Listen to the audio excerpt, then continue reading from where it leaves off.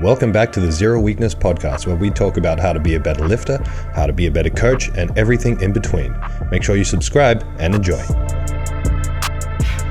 Hello and welcome back to that was very loud. Sorry. Yeah. Welcome back to the Zero Even Buddy's on alert.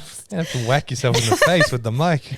As always, our podcast is sponsored by the lovely people at Establishment Coffee. So if you want 25% off your order and free shipping, go to www.establishmentcoffee.com.au and use the code 025. Nice. Hello, fam. Hello. Welcome back. Hello. Hello, everyone. James feverishly getting the topics ready. Now, what's happening, everybody? Good to be back. We haven't been gone anywhere, but it is what it is. I went to Adelaide. Yeah. Oh, I thought you went to New Zealand. No. Oh, well, Bridget said you went to New Zealand. I wish I went to New Zealand. I'd much rather go there than Adelaide. What were you doing in Adelaide? There was an APL comp. So Sam from Ethos hosted South Australian States. So I went down to help officiate that and train up a ref or two. It was a good comp. They put on a good show down there. It was a really well-run comp, really good team down there. So, congratulations to Sam and the team. Nice. They hold quite a few comps down there, don't they? Yeah. Yeah. Ethos, is that where the Yeti is? Is that his gym as well? No. That is Apex. Oh, Apex. Oh. Yeah, and that's in Victoria. And then I'm off to Mackay this weekend for their APL comp, and then Cairns the following week for their APL comp, and then Pro Raw the following week. Our States the following week. Tombro Jet Setter 7. That's right. If you want Tombro to change his Instagram name to Tombro Jet Setter. No, Tombro 747. That's the one. Yeah. Tombro 747. Leave an airplane emoji under all his posts.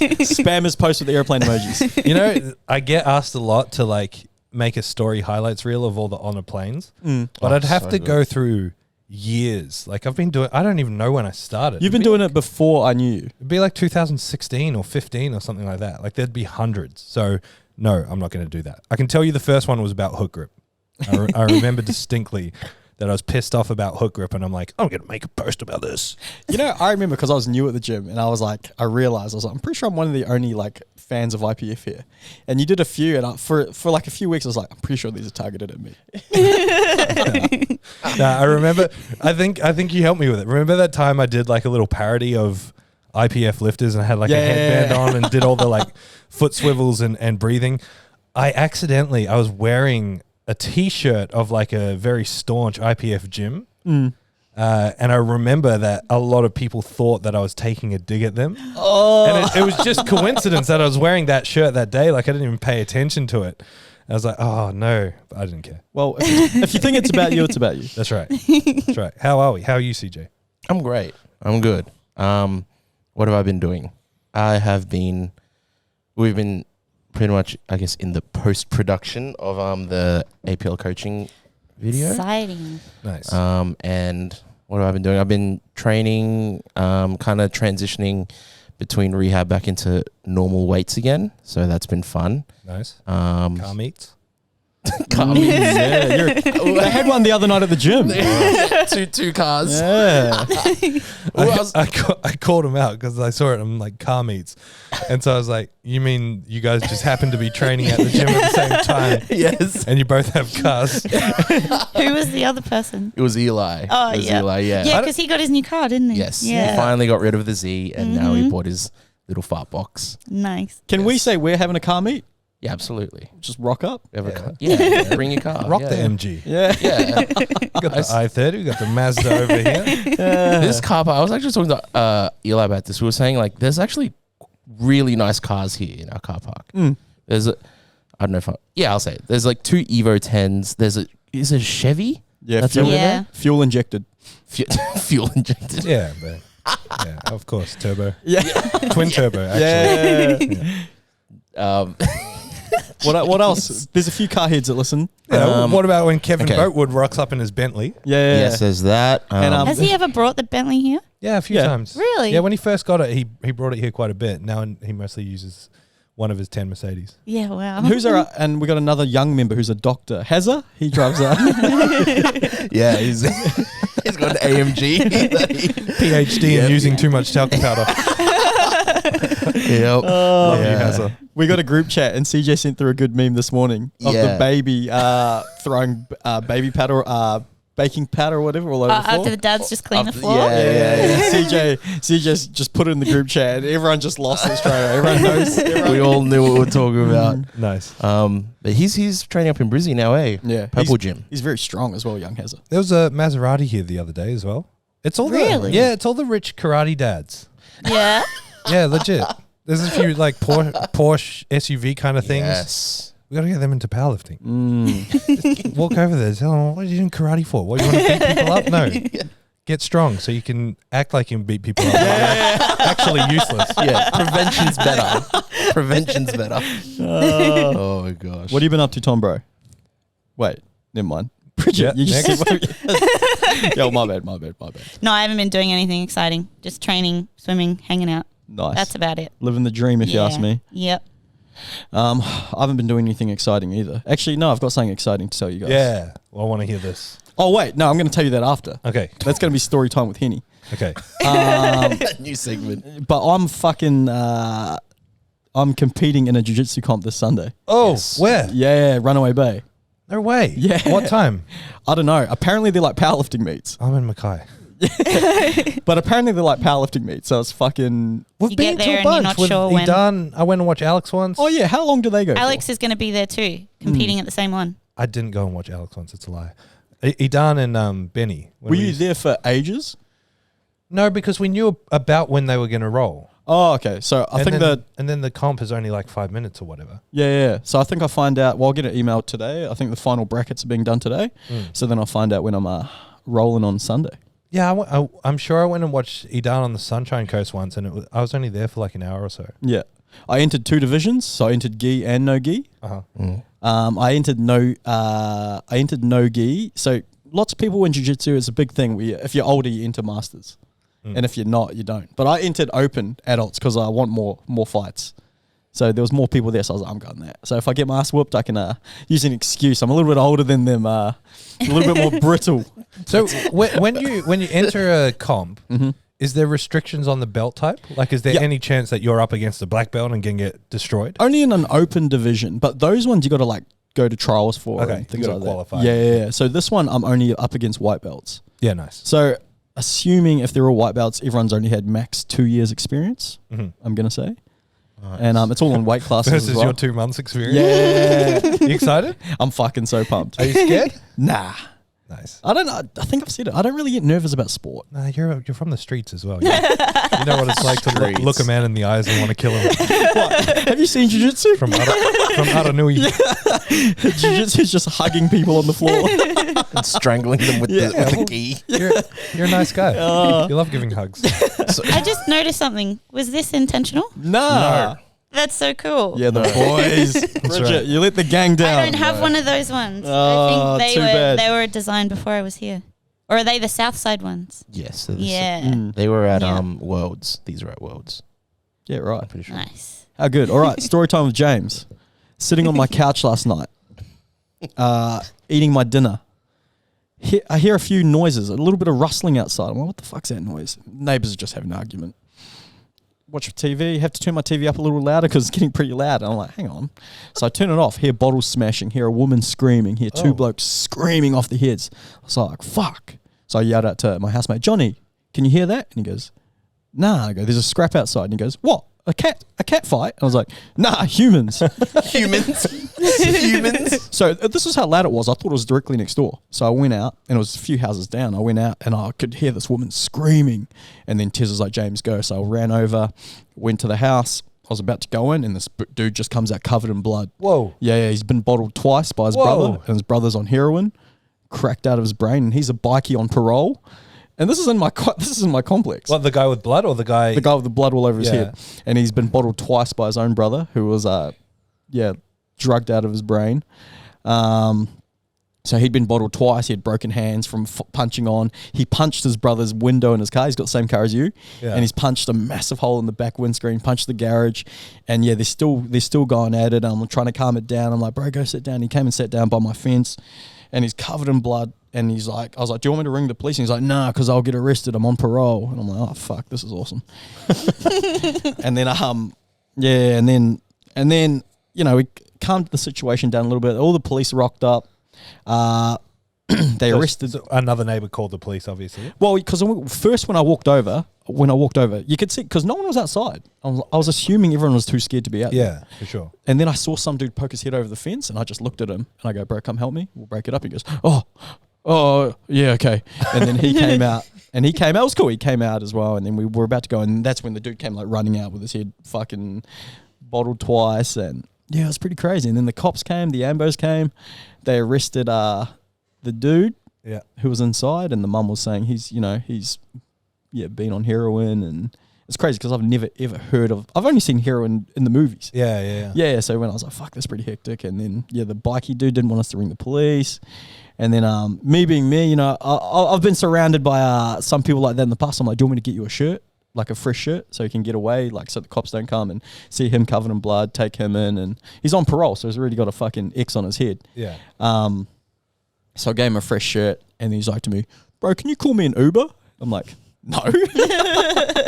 No, I'm not calling you an Uber. And yeah, so it was just fucking something eventful for my night. The heck? Okay, so I got a question. Yeah. This all came out because I said TNs. Yeah. TNs in a bum bag. Was he wearing TNs? Yeah, because he's wearing TNs. He had TNs on in Nautica shorts. Okay. And I go, "Do you want a shirt?" And he goes, "Yeah, bro, that's my brand new Nautica shirt. $100, fucking down the drain." And I was like, "Fuck, sorry, bro." Did he have leg tattoos? Yeah.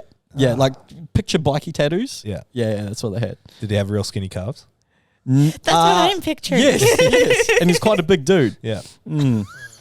His profile is guy. Yeah. Wow. What an eventful night. Yeah, it was pretty hectic. It was pretty So your roommates just sent you, like James, James, go. He does jiu-jitsu. He got. do you know what was fucking funny too? Because I just got home, so I was still in my karate pants. I was like, yeah. jiu-jitsu pants. Ready to go. Nah, 24/7 ready. That was so good. gotta stay ready, brother. Like you look like I'm Law from Tekken. Just but no, you had no jacket. It was just the pants and the belt. Yeah, but it was fucking hectic, eh? That's wild. Good on you, man. Isn't it? Like you said, everyone was obviously way too scared. It's pretty brave to go out there and not know if, you know, it's going to be the crackhead that runs out and with a knife or something. yeah. Oh. Well, because as soon as I heard if it's two blokes going at it, it's like, yeah, sweet, let them do their thing. As soon as I heard a woman screaming, I was like, nah. So was the woman the mum? Yeah, but there was another lady in there as well. Okay. Yeah, so that's So what? They were brothers. Yep. They were brothers. Yeah. And both were bikies, or just the one covered in blood, or I don't know. Well, just One the of one them. covered in blood, like Okay. because he's on parole and he's a bikie. and he got glassed. Yeah, twice by his Jeez. brother. Wow. Could you imagine fucking wrapping a bottle around your brother's head? Twice. Yeah. Now that you mention it, One fun fast. Yeah, these are a little bit crooked. Eh? Johnny, you better smash my mirror. Yeah. Every time I get a haircut, my face is cutting out. Yeah, so that's my that's story time with Henry. Damn. Wow. So what are you grateful for? What am I grateful for? I am grateful for not being a bikie on parole. No. Or a heroin addict. Yeah. No, I'm actually grateful for, you know, when you think you're fucking, we all go through phases, we're like, fuck, what am I doing or whatever, da-da-da. I'm grateful for my life. I got a fucking cool life. I live on the Gold Coast. Yeah. Like, we live in paradise. Like, people come here, you know, when people are here on holiday, they chose to spend all their fucking money they save up for all year. They choose to take the annual leave to come to where we live. Yeah. Like, man, I'm so grateful for the Gold Coast. Well, it's like Mike McDonald, the My Strength Book guy that came here the other day. He's like been here for a few days and he's like, I'm going to buy a house here. Yeah. It's a pretty special place. It is paradise. And Yeah, we used to holiday here when I was a kid. Yeah, like once a year, and I'm like, I'm going to live here one day. and me and Bridget were, where we were in the weekend? Coolangatta. And I said to her, if you close your eyes and you got dropped somewhere and I told you this was Hawaii, you'd believe it. You know, Beautiful. It's funny you mention Hawaii. You know the sand there is from the Gold Coast? No, it's from the Simpson Desert. Oh, wait. Yeah. Simpson Really? Desert. It's from Australia. Okay. Yeah, but you're right. It's imported. Yeah. Some of it might be from the Gold Coast, but I know that for sure they get it from the desert. Yeah. Wow. Well, most sand around the world at beaches is terrible. Like, It's in New Zealand, it's terrible. black. Yeah, but even New Zealand sand's not that bad. Like, Oh, true. If you go to the West Coast, it's all rocky. Yeah, That's yeah. what most beaches are like around the country, around the world. Oh, wow. Yeah, Yeah. rocky. Yeah. Most of them are pretty unpleasant. Like they'll look sandy, and then when you go walk on them, they'll just be full of rocks and stuff. Oh, wow. Our We sand's have the pretty unreal. best sand. Like it's so soft and nothing sharp in it. Yeah, that's... Usually. depending which beach you're at. Maybe not surface. Nah, Southport Beach. Steer clear of that one. No, it's like when you first travel anywhere international, your first thought is like, this is amazing, I want to move here. No matter where it is, it's just like, and the more you travel, the more you're like, man, we've got it good in Australia. Yes. Like you still get Absolutely. this like when you go places, you still get this like hit of like, this is amazing, it's so much better than home. But then it's all the stuff that you don't think about, like healthcare and like general infrastructure and just organization, all the stuff that, you know, when you're away, it's kind of exciting and weird, but you're like, would it actually be nice to have to live with this? Yeah. No way. Yeah. We've got it so good here. So that's my grateful. Nice. Yeah. Bridget. Well, it's the first day of autumn today, so I'm grateful of the amazing summer we just had. Was a good summer. It was so beautiful. I was told it was going to rain a lot, and we got a little bit of rain, but there was heaps of sunshine, and and it's not very fantastic. hot. Not too hot, no. Or maybe it's just because we have aircon this year. Yeah. No, but I feel like in general, it's been much nicer. Yeah. 'Cause No, it has. I remember last summer being really hot. Yeah. It was brutal. CJ. I don't know. We had a pretty hot week here one. Yeah, no, It was we definitely did. hot. But I Even feel with like the aircon on. Yeah. I feel like every other year, it's like from late November to mid March, it's just horrible every day. Yeah. 3 months. Yeah. Yeah. I'm grateful for the ability to drive or having a license. Oh, he's a Yeah. car guy. Yeah. He's a car guy again. So there's that. He's saying it preemptively because Yeah. he's about to lose it in his fast car. I'm grateful while I still have it legally. No, so we've got a new roommate who's just moved over from the Philippines, and he doesn't have a license. And he's so grateful that he gets to live where we are, because where I live is like Robina area, and he works in Varsity at Hotel CBD. He's a chef there. So he was like so grateful because it's so close. But I've realized you really need a car if you live on the Gold Coast. Yeah. Like, so he obviously you can't Uber every day to work. It's too far to walk, but it's still very close. Like, it's just one of those things where even to get around to he was like, oh, what are the closest shops near here? And I was like, oh, Robina Town Centre. And it's still like quite a trek. Whereas where he used to work was in Dubai, and he could just like get everywhere with public transport. And it made me realize, like, man, you really can't do this like without a car. Yeah. Anyway, eventful thing. So he just bought an electric scooter, right? And it's like quite a big one where you can sit on it and it goes. Like, it proper goes. So I was kind of like worried for him because, you know, like, just because you know how to drive, the road rules in every country is different, and the etiquette's different as well. You don't know like what's okay, what's not. So I was kind of worried for him. Anyway, so every night when he finishes work, I hear the garage like open, and he puts his scooter in there, and he walks in and goes upstairs, and I'm usually on the computer, and I hear the garage again, and I'm like, oh, he's home. Anyway, he walks in, and I'm not really like, I'm like kind of in the zone editing, like I'm just headphones on, and I just hear him go, oh, and I like look up, and he's covered in blood. He came off. He came off so bad. Oh, He was like, he had scratches like all over his face, and like here, like above his lip, and his lip was cut up, and his hands were just covered in blood. Now, and like his chef uniform was ripped. And I'm looking at him like, like I'm in shock. I was not ready to see just a man covered in blood. So I like go, Mum, like, so she comes down. She's like, oh shit. Your mum would have gone nuts. Yeah, eh? she lost it. She was like, what happened? It's like, oh, I had an accident. It's like, CJ, take him to the hospital. So, yeah. CJ, it's all your fault. yeah, literally. She, gave me her car. She's like, take him now, go. And I'm like, I'm driving him there, and I'm like, okay, where did you come off? Because I kind of know the route that he would take. And he goes, Christine Ave, which tells me that he came off at Christine Ave and it's still like another probably 10-minute ride home. He came all the way home like that. And I'm like, why didn't you call? Like, why did you like nurse yourself home?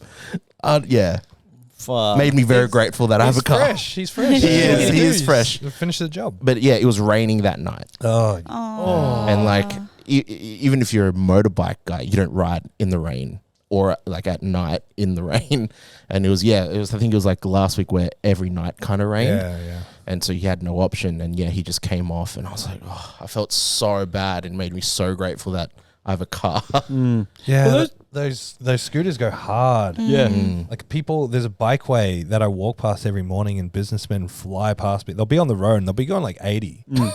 And like they'll just be in like regular clothes or business clothes with no helmet. It's like if you come, like going 80 Ks now, if you come off, You're you dead. are cactus. I've ridden Jack's one. Yeah. In the car park, and those things fucking fly out. Yeah. Yeah, they're actually scary. Yeah, I used to think I was like, oh, that's silly, because he wore Or a a full motorbike motocross helmet. Yeah. motocross helmet with the face mask. And I was like, oh, that's a bit overkill. And now I realize, like, Yeah. man, if you come off with that speed, fucking that's cooked. pretty It's like bad. when you see like guys on motorbikes on the highway with an open face helmet and like a singlet and shorts. If you come off, you're gone. Like that. That's Yeah. daredevil status. But if they're covered, you can't see their tattoos and their gold watch. So then you don't know their status. Yeah. well, I mean, that's the thing. I drive past them and I see that and I'm like, I'm a piece of shit. I should be that guy. That guy's a champion. That's what I aspire to be. That's when you know you've made it. I've got a few topics here. It's all right. Not grateful for anything anyway. No. Sorry. What am I? My brain's all over show. Tom, bro, what are you grateful for? I'm grateful for APL. Nice. I'm grateful for APL. I'm grateful for working with a great team with APL, and I'm grateful for the whole APL community seeing the vision that we've got to grow powerlifting in a sustainable way that has the lifter first. Ooh, Nice. okay. Yeah. I like that. Quotes. Quotes. All right. Desire Let me see my quote. with an unwavering faith So my quote knows not the word impossible. Oh, Fucking say my quote. go again. I was reading while you're saying it. Go. Doesn't matter. My bad. Go. Desire backed by faith knows not the word impossible. Sounded better the first time. I wish I heard it. James, you go. Yeah, so you're waiting to cut me off. Definitely not. All right. My quote. Bridget, let's, So what are the topics for today? All right. Sorry, Tom, bro. I didn't mean to do that. All right. My quote for today has been sent in by a fan of the friend of the show. okay, so it's not your quote, it's Lem's quote. Yeah.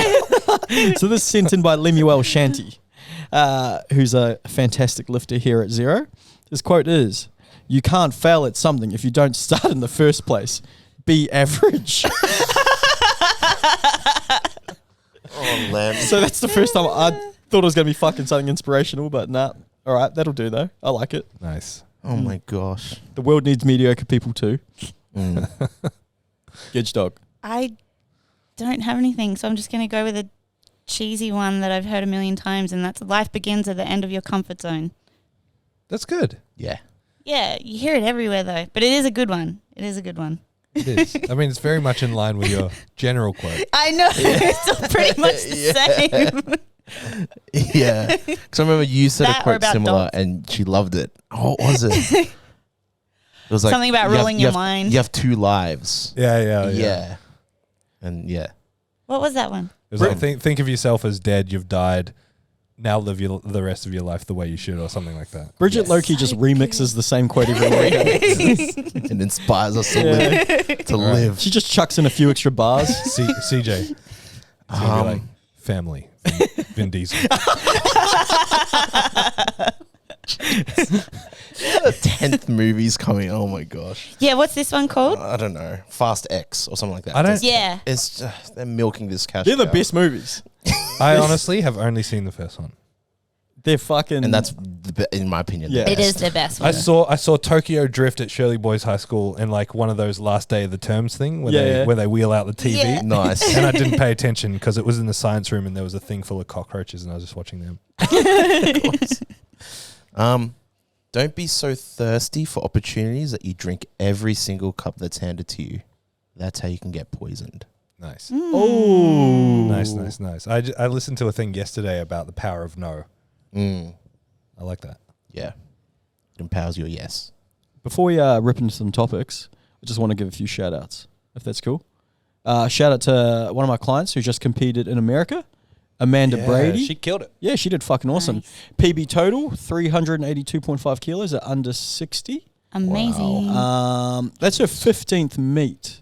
And so in her 15, out of all her meets, she's never done better than 6 for 9. So I said, let's try go for 9 for 9, just smart at her attempt selections, and she fucking executed so well. And she would have got 9 for 9. She got robbed on her bench. Yeah. It's like the What happened? world's longest press call. Yeah. Really? It was literally... Oh, man. I don't think I've ever seen a longer press call. Like, I'm not even exaggerating it. It was like a proper 3-second pause. Wow. Yeah. So she killed it. Was it for her last? Yeah. Damn. That sucks. Yeah, no. So we're gunning for that 400 kilo total. Let's go. So I've only been working with Amanda for, I think, 4 or 5 months now. So she's made really awesome progress in that time. So if you want some coaching, hit us up. Nice. All right. So I've got a few topics to rip into. The first one being, I actually heard this on another podcast, and it's the 9 red flags to watch out for when hiring a personal trainer. I thought the topic, the idea of it was really cool, but I didn't really agree with all of the red flags. So I'm just going to go through them all, and we can all give our 2 cents, and if you feel like it's worthy of a red flag or not. Sounds good. All right, so the first one is, so the 9 red flags to watch out for when hiring a personal trainer. Number 1, failing to do an assessment. My question to that would be, what's an assessment? What does that even mean? Correct. I'm the same as you. Like, I think it became cool a little while ago to be like, oh, I'm going to take you through whatever, a movement assessment where they just do a bunch of weird tests.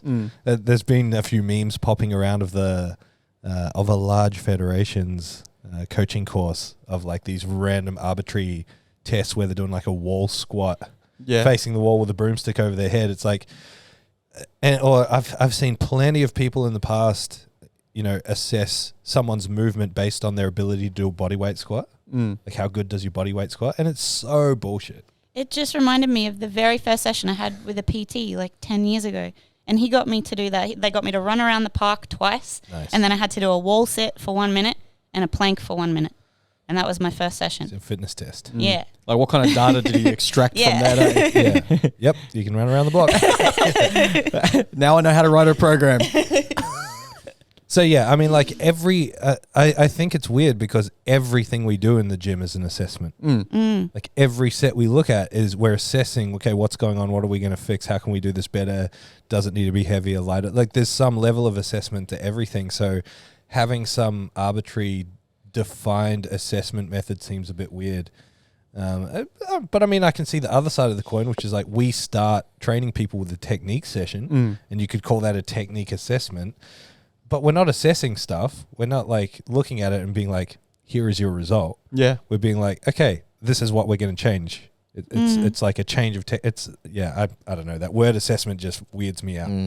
I get it. Like, because, yeah, there's like we run technique assessment sessions. Like, so we assess their squat technically, and then we make adjustments as we go. And like you said, we kind of do just assess everything. It's our job. So do I think it's a red flag? I'm going to give it a red flag. Well, Yeah, I'm going to be careful with the words red flag. yeah, As much as like it, because I don't think you can write off a coach just because they do what they call assessment. yeah, I like it though because it's cool. Like coaches, sometimes they can be very arbitrary measures of fucking performance or whatever. Yeah. But at the same time, they're adding value to that. They could be adding value to their clients For sure. To their clients, like they're offering another service. They've got another piece of the puzzle that they giving their clients. So I think we flip it on its head. It's like instead of looking at each of these things as is it a red flag, is not doing it a red flag, and not doing an assessment I don't think is a red flag.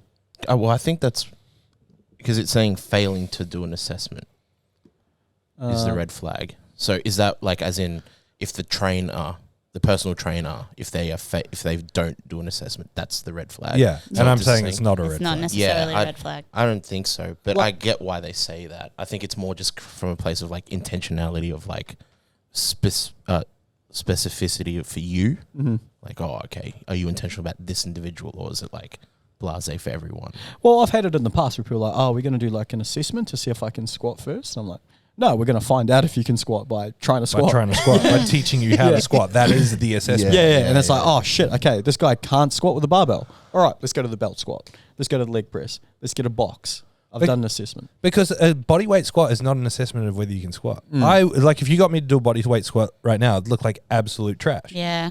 But I have no qualms sticking 370 kilos on my back and doing a squat out there. Like it's not the same thing. Things change when you add weight. It changes your position as well. For sure. Like you got people that, their back squat looks like dog shit. Yeah. You chuck a barbell in a front rack and all of a sudden they look like a fucking descendant of Ilian or something like that. It's a more stable environment when you've got weight. That's why someone will look better doing a 2-legged squat than a single leg squat, because it's a more stable environment. And then a 2-legged squat with weight versus no weight is more stable again. I used to wear it like a badge of honor that I was really good at pistol squats. And this is before I really knew about pistol squats. So I just held a plate out in front of me while I was doing them. I'm like, I'm so good at these. And then I tried doing it without a plate, and it was horrible. It's still pretty impressive to hold a plate. Yeah, out that in is that's impressive. Pistol squat in general is The- very impressive. one I one tried of the pistol squatting at home the other night and I hurt my knees.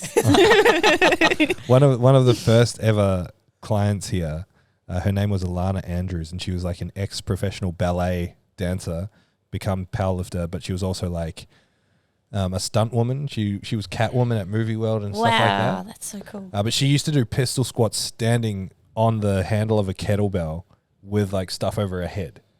Yeah, wow. freaky. Oh my God. You just reminded me. Who was that old jacked Swedish dude at the old gym? And he used to hang upside down. Yeah.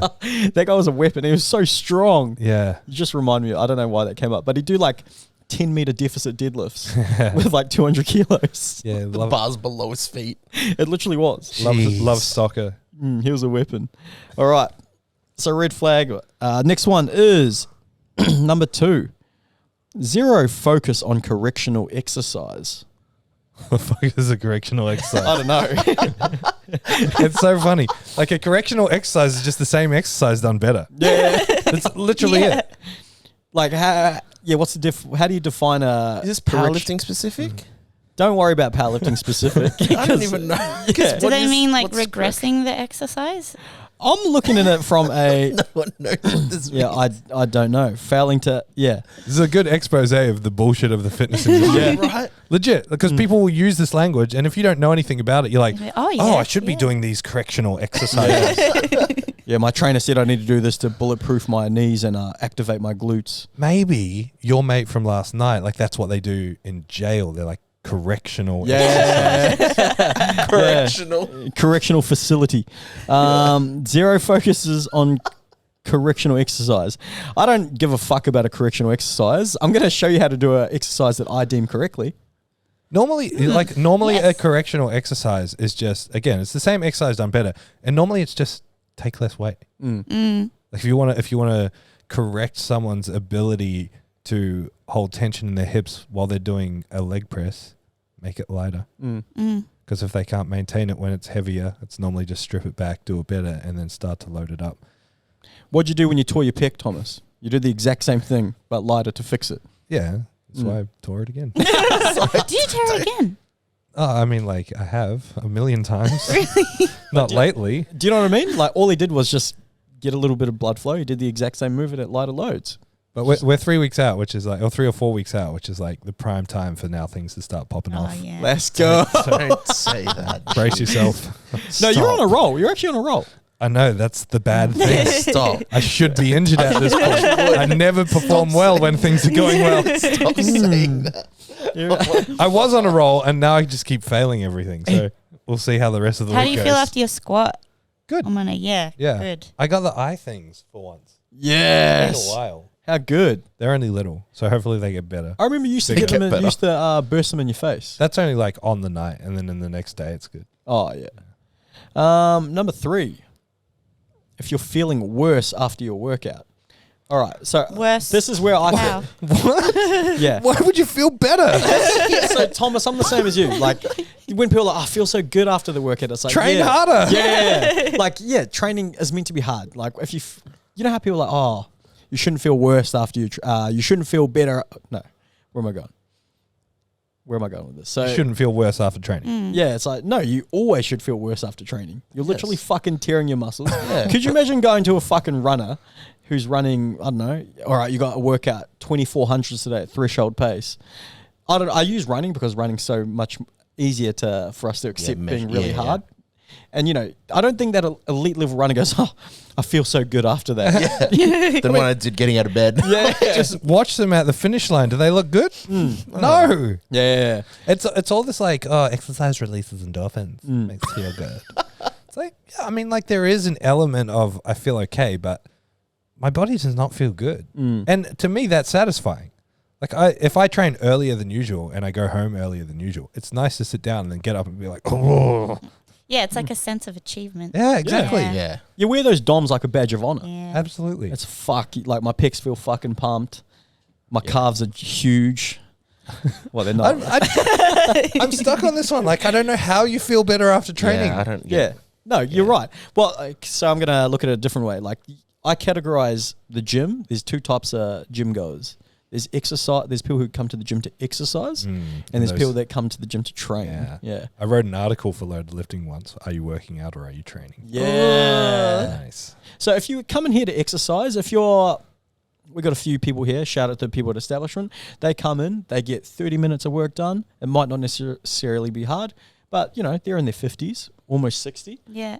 Like to them, that's exercise. They feel good. They leave here feeling good. Hasn't he lost like 10 kilos? Yeah. He looks really good. Yeah.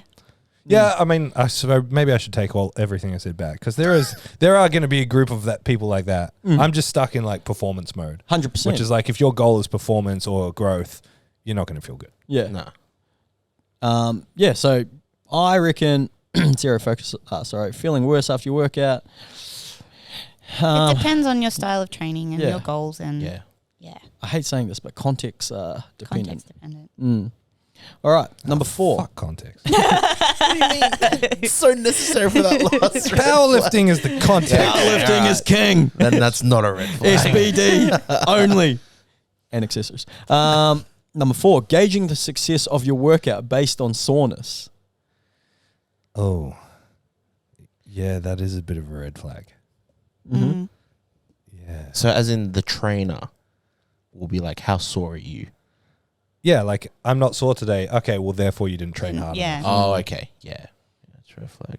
Yeah, huge red flag. Yeah, that ain't good. Yeah, I mean, yeah, it just doesn't mean anything, or it doesn't mean as much as what people give credit for. Like it is nice to feel sore. It feels like like Bridget was saying before, it feels like you've accomplished something. But just because you don't feel sore doesn't mean you didn't achieve anything or you're not doing what you need to do. Yeah. Tom Bro today, like Tom Bro's going to squat 370, 380, whatever it is. He does 3 sets of 1 at 380 kilos. So that's a huge PB. That'll be a fucking awesome workout. I just do 1 set of 1. But, okay, that's an example. He's probably not going to feel anything in his glutes the next day. He does fucking 3 sets of 20 booty band walks. Nice. He's going to feel a burn in his glutes the next Gonna day. get a good pump. Is that going to determine that he's had a better workout by doing the booty band walks or him hitting 410 or him hitting 420 kilos for 5 sets of 1?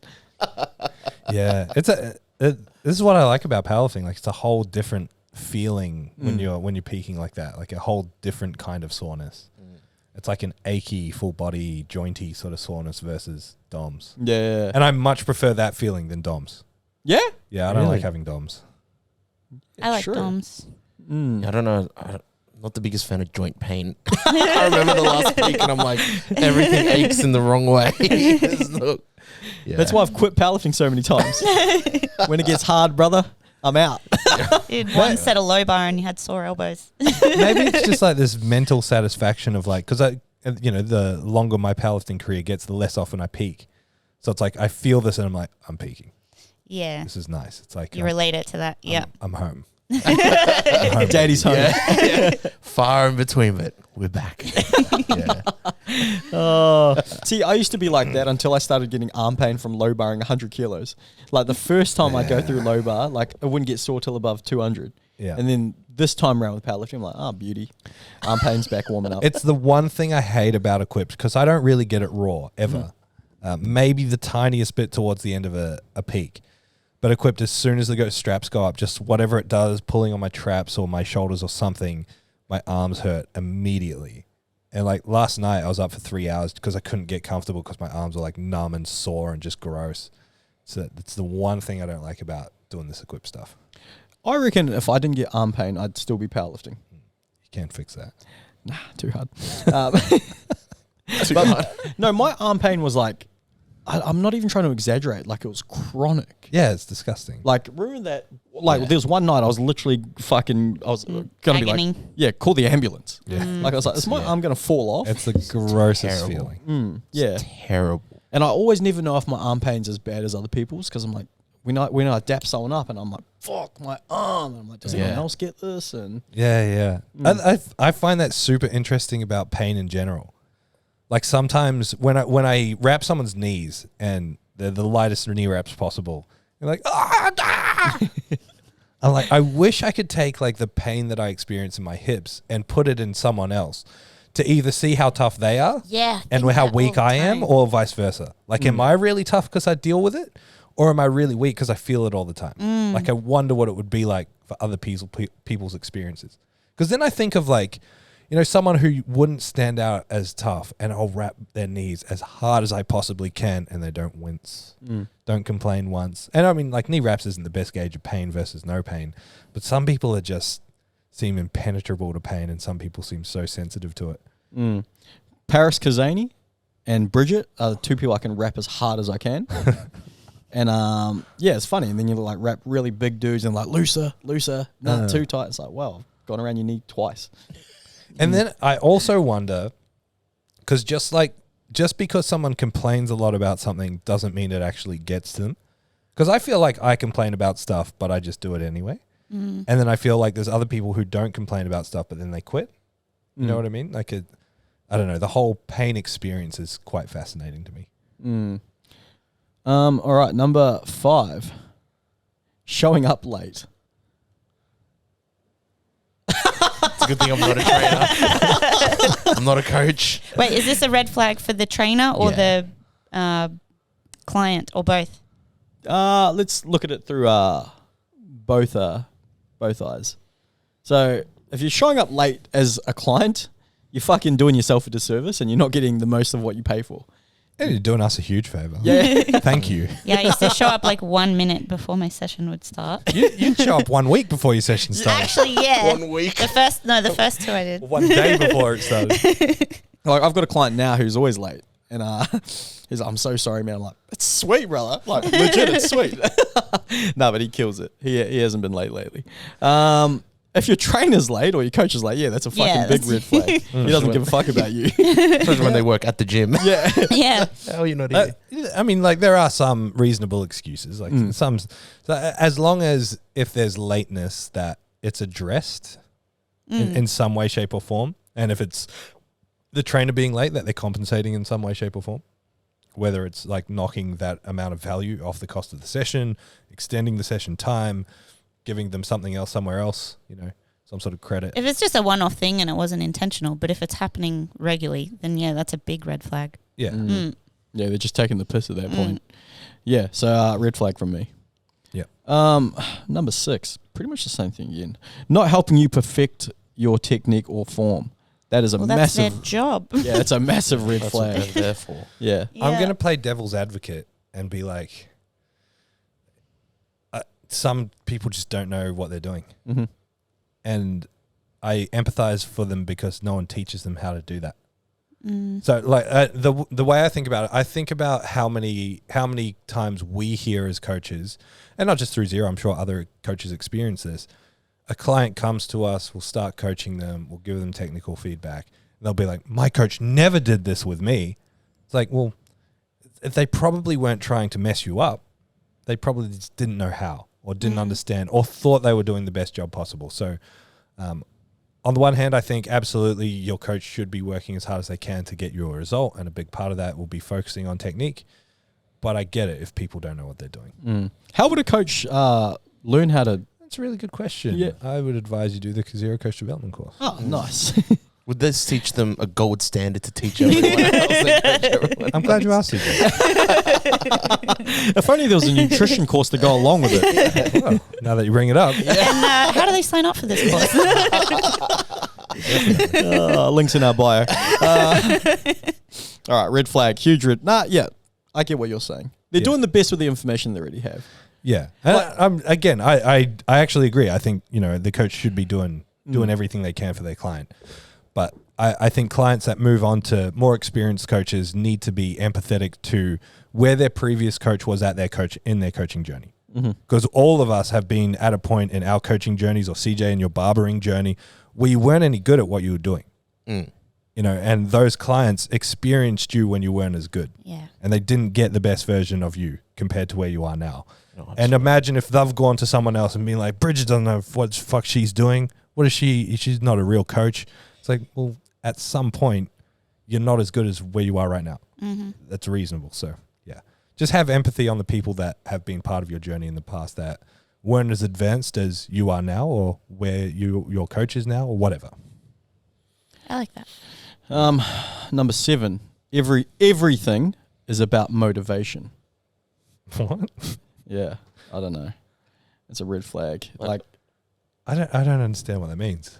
I think it's trying to it's all about motivation, like motivating the client and things like that. I think it's So if you don't do that, it's a red flag, or if you're always doing that, it's a red flag. Oh, Can we change it to be like drill sergeant style coaching? yeah, okay. Because I think that's a red flag. Yeah. Because Every client's different. You have to base your training off their communication style and their training style, and that's exactly what I was going to say. Like, yeah. everyone's going to respond different. It's like when you tell the story of coaching Eric at the comp. Imagine if you went up to just a female client and you slap them in the face.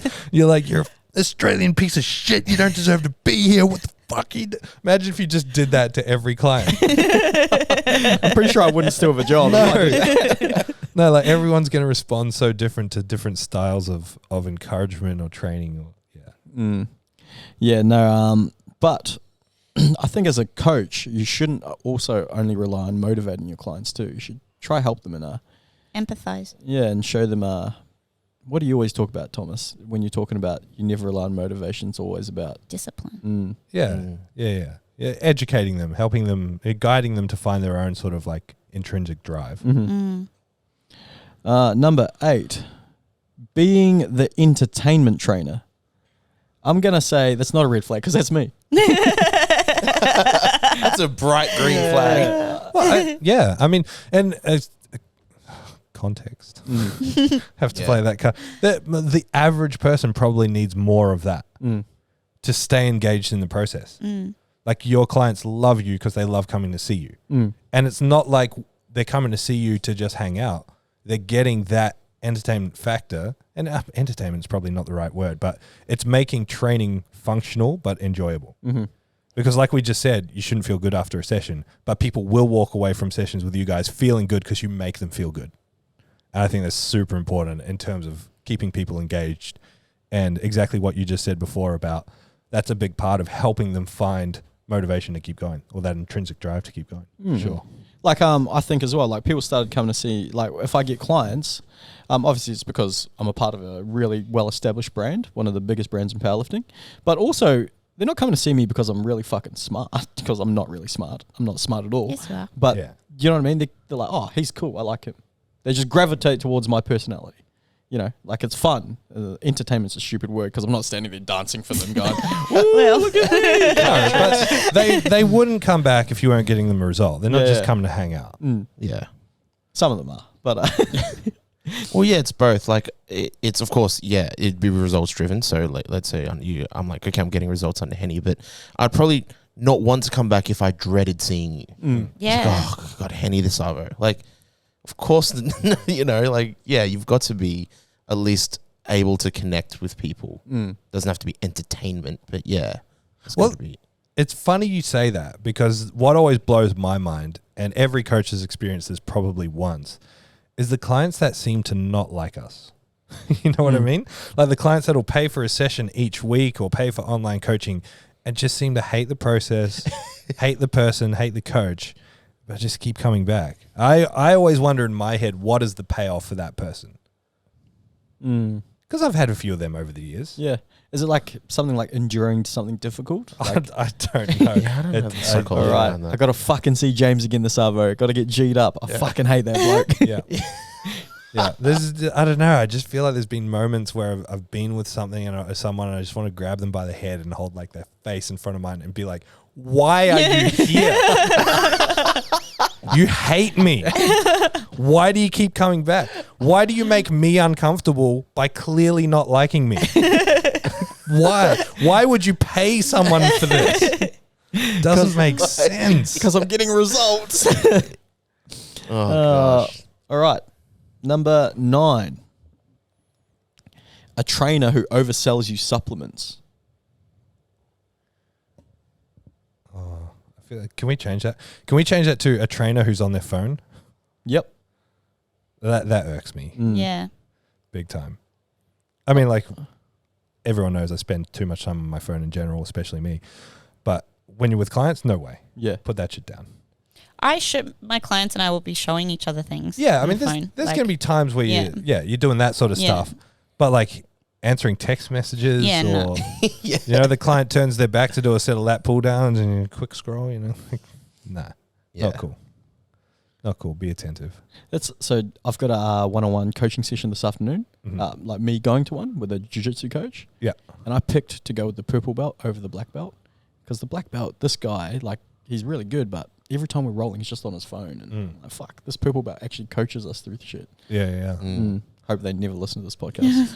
But yeah. No, I hope they do. Learn a lesson. Yeah, I don't know. For me, because I'm a coach, so I was like, nah, bro. Like, I'm paying fucking $40 a week, whatever it is, to be here, and you know, I could be. I like this guy because he actually coaches the whole time, and it's cool. So, Yeah. I mean, it goes back to the entertainment thing. You, obviously, Purple Guy doesn't entertain you, but I remember you saying like he's such a humble person that is like always showing you things, whereas you almost sense arrogance from the black belt just because they got a black belt. And it's like, isn't that funny that the black belt, like that, like to get a black belt in jiu-jitsu takes so long and it should be very respected, but you would choose to go to a purple. Like that's how much weight that holds, having that. Yeah.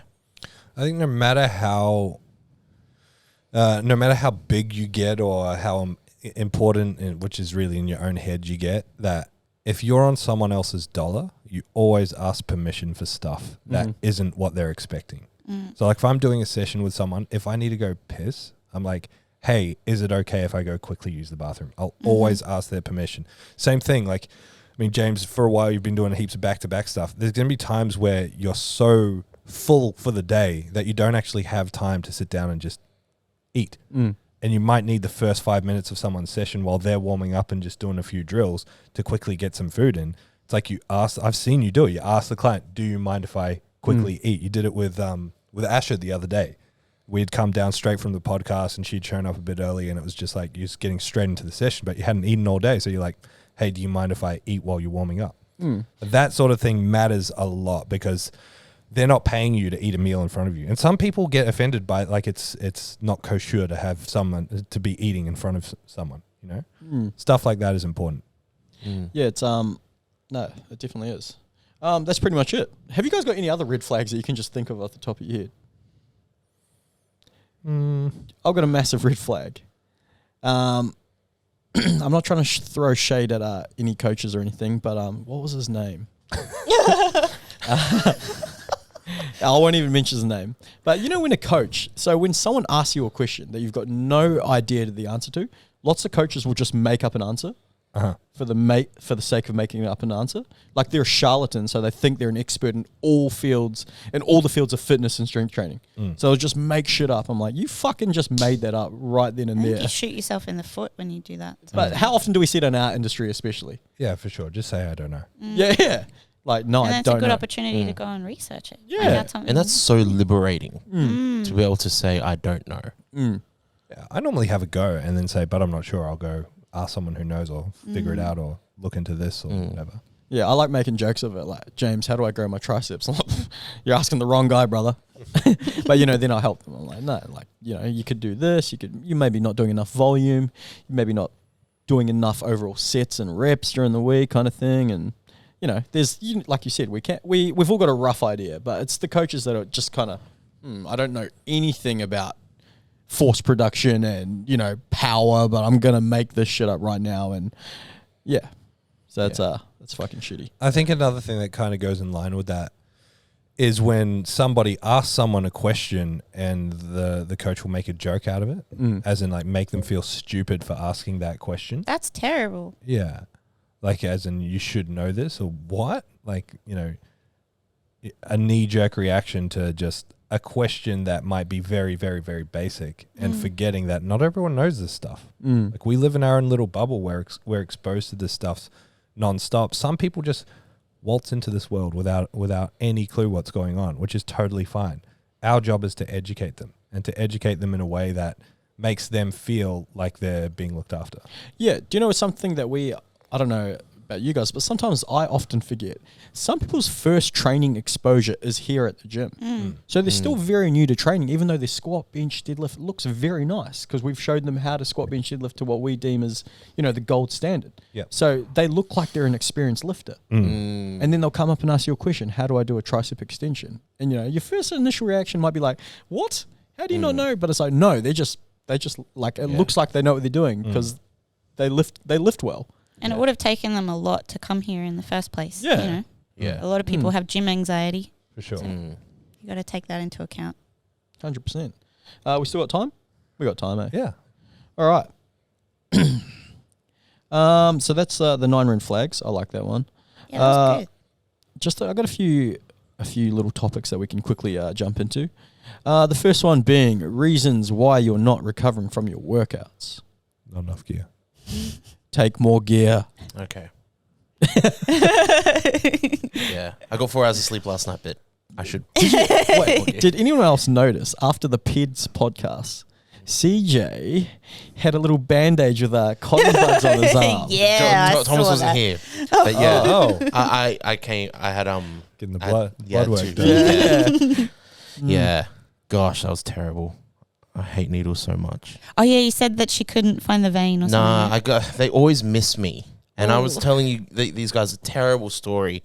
One time my eye blew up, just massively swollen, but my eye itself was fine, but just around my eye just got swollen. So I ended up going to the hospital. Were you here when that happened? Like I remember that. I remember that happening with you. Yeah. That's been in the time since you've been here. Yes, I remember. yeah. So I went to the hospital, but this was like late at night. Like it woke me up at night and I was like in so much pain. Mom was like, all right, we'll take you to hospital. And you know, it's like skeleton staff, right? So, and the doctors that I guess are there, I guess they don't draw blood often compared to people like that are in pathology, that are pros, that are jabbing like 5 arms an hour. So this student doctor comes up to me. She's like, oh, we're going to take your blood just to run some tests. She jabs me about 3 times missing. Nice. Like, and I'm just like, oh gosh. And then it's like, sorry, I can't seem to, I'm going to get someone else. And they come, they jab me twice and miss. So like, we'll get the head doctor on. This lady comes up. She jabs me, misses again. And she goes, oh, all right, I'm so sorry, but this is going to suck. And I'm like, frick, if you're telling me that, what are you going to do? So she puts the needle in and goes to look for the vein while it's in my arm. And I'm like wincing. You like, hate needles too. oh yeah, and I'm like, please find it, please. It felt like it literally felt like an eternity that thing was like, and then they finally found it. Anyway, they put a cannula in and, you know, happy days. And the next day my arm was so bruised. It was so bruised. And then a couple weeks later, they're like, we need you to get your bloods done, but they booked me in with pathology. And yeah, it's literally like they got like 5 of these people, just like all these chairs, and they're jabbing people like in and out instantly. And this lady gets me in and she can tell I'm like traumatized. So I'm like kind of, you know, kind of like this. And she's just like, wow, big guy like you, scared of needles, like giving me crap for it. And I was like, no, you don't get it. And then she, you know, instant like belt on, jab, done. And One bang. yeah, real quick. And I was like, oh my, she's like, see, it wasn't so bad. And I'm like, no, you don't understand. And I told her the story. And even she was like, I am so sorry like that happened to you. I'm so sorry. Because, oh no, I was like, thank you so much for not missing. And she almost got offended. She was like, that's what you're worried about? Me missing? And I was like, no, this is what happened 2 weeks ago. And then that's when, she was oh gosh. By the way, CJ didn't get bloods because he's jumping on gear. It was just a routine checkup, guys. All right. We might call it there. Oh, yeah. Sweet. Oh, good. Thank you for listening. Give us 5 stars and all that jazz. I'll see you next time. Bye. Bye. Thank you so much for listening to the ZeroW Podcast. If you want more information, head to our Instagram, @zero_weakness. Hit the link in the bio for all of our services and any information on upcoming workshops and events. Don't forget to leave us a 5-star review so we can have a broader reach and answer more people's questions. Thank you once more.